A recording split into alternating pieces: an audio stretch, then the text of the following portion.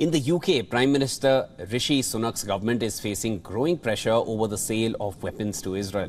The calls to stop the supply of weapons grew after an Israeli airstrike killed 7 members of staff from World's Central Kitchen, and that included 3 British citizens.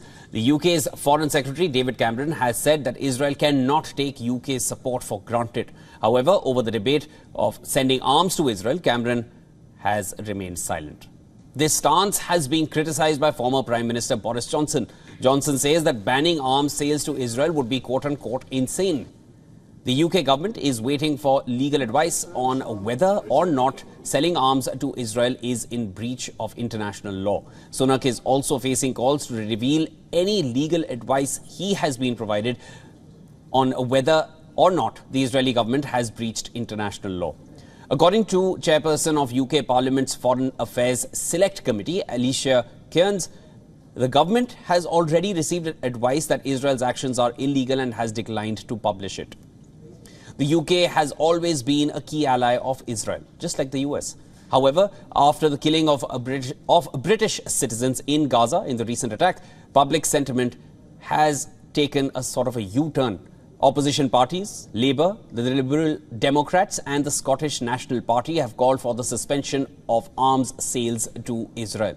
If government lawyers say it is illegal, Sunak released a statement after the attack, in which he said he is appalled by the killing of aid workers and demanded thorough and transparent independent investigations into what exactly happened there. However, he stopped short of blocking arms sales to Israel, which continues still. According to Defence Secretary Grant Shapps, defence sales to Israel are not that big in size when compared to United States and Germany.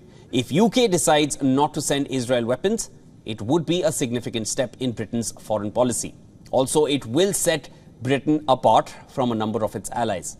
UK Foreign Secretary David Cameron has faced accusations of hiding from scrutiny and questions about the UK's arms sales to Israel. They've been fairly silent on that aspect. His Labour counterpart has called for Cameron to appear in the House of Commons and answer questions on arms export licenses.